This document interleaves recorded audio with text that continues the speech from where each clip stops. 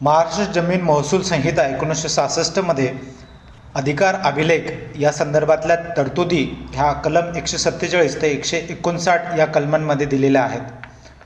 कलम 147 हे सांगतं की या भागामध्ये म्हणजे कलम 148 ते कलम 159 या कलमांतर्गत ज्या जे काही वेगवेगळ्या प्रक्रिया दिलेल्या आहेत यामध्ये सूट देण्याचा अधिकार हा राज्य शासनाला आहे.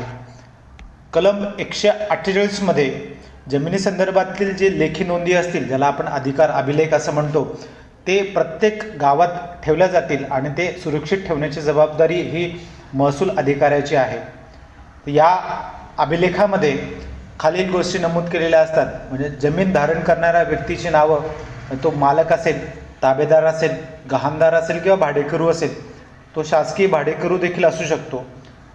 त्यानंतर त्याचे हक्क आणि जबाबदारीची नोंद त्या अभिलेखामध्ये असेल. त्या अभिलेखामध्ये किंवा त्याच्या जमिनीवर किती महसूल किंवा रक्कम ही लावलेली असेल तर त्या संदर्भामध्ये जी माहिती आहे ती नमूद केलेली असेल आणि शासनाने निर्देशित केलेले इतर तपशील त्या अभिलेखामध्ये नोंद केलेली असते.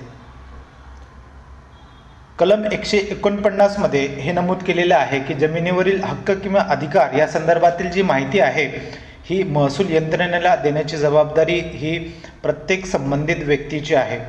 म्हणजे एखादा व्यक्ती हा मालकी हक्क प्राप्त झालेला असेल किंवा त्याला ताबा तो मिळालेला असेल एखाद्या जमिनीचा, तर मालकी हक्क हा खरेदीने, बक्षिसीने, वारसा हक्काने किंवा अनुचिकतेने मिळू शकतो आणि ताबा हा गहाणदाराला किंवा भाडेकरूला मिळू शकतो.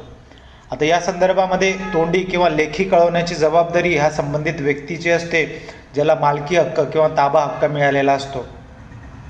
तर संबंधित त्या व्यक्तीने 3 महिन्याच्या आत हक्क प्राप्त झाल्यानंतर महसूल अधिकाऱ्याकडे या संदर्भामध्ये कळवण्याची जबाबदारी असते.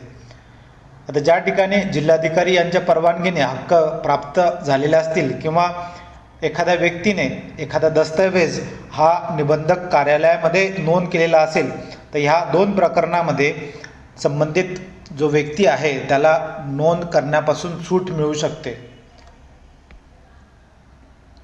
कलम 150 मध्ये हे नमूद केलेले आहे की हक्क नोंदवण्याची जी पद्धत आहे ती कशी असावी.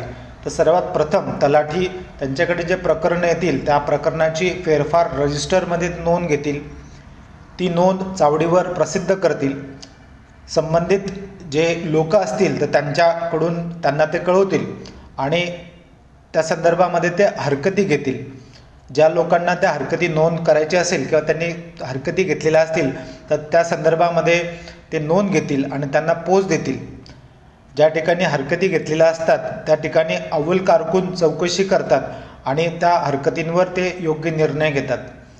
ज्या ठिकाणी हरकती आल्या नाहीत त्या संदर्भामध्ये अधिकार अभिलेखामध्ये ते नोंद करतील आणि ह्या ज्या नोंदी आहेत त्या प्रमाणित करतील.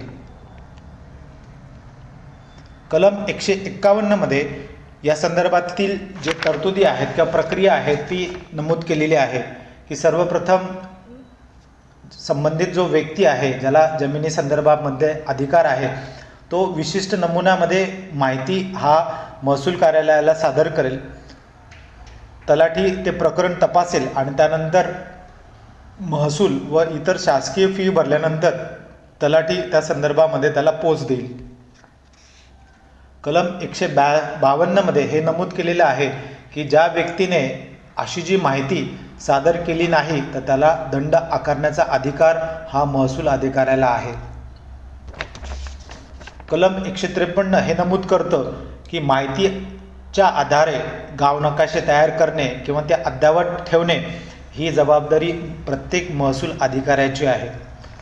कलम 154 मध्ये हे नमूद केलेले आहे की ज्या ठिकाणी निबंधक कार्यालयामध्ये दस्तावेज नोंदणीकृत झालेले आहे तर त्या ठिकाणी जे दस्तावेज आहे ते महसूल विभागाला पाठवण्याची जबाबदारी ही निबंधक कार्यालयातील जे संबंधित अधिकारी आहे तर त्यांची असते. कलम 155 मध्ये हे नमूद केलेलं आहे की ज्या ठिकाणी तांत्रिक चुका असतील त्याच्यात जर का दुरुस्ती करायची असेल तर त्या अनुषंगाने संबंधित व्यक्तींना नोटीस देऊन कळवणे, त्यांच्याकडून हरकती घेणे ही जबाबदारी महसूल अधिकाऱ्याची असते आणि त्यानंतरच ते चुकांमध्ये दुरुस्ती करू शकतात. कलम 156मध्ये हे दिलेलं आहे की अधिकार अभिलेख, गाव नकाशे, फेरफार नोंदवही याप्रमाणेच शासन वेळोवेळी विहित करेल असे जमिनीचे अधिकार अभिलेख हे तयार करण्याची जबाबदारी ही महसूल अधिकाऱ्याची असते. कलम 157मध्ये हे नमूद केलेलं आहे की अधिकार अभिलेखातील जी नोंदी आहेत त्या सत्य असतात. ते प्राथमिक पुरावा म्हणून कोणत्याही न्यायालयामध्ये ग्राह्य धरण्यात येतील. कलम 158मध्ये हे नमूद केलेलं आहे की या संदर्भामध्ये शासनावर किंवा महसूल अधिकाऱ्यावर कोणत्याही प्रकारचा दावा हा दाखल करता येणार नाही. आणि कलम 159मध्ये हे नमूद केलेलं आहे की अस्तित्वात असलेल्या ज्या जुन्या नोंदी असतील त्यांना नवीन कायद्यानुसार मान्यता देण्यात येतील.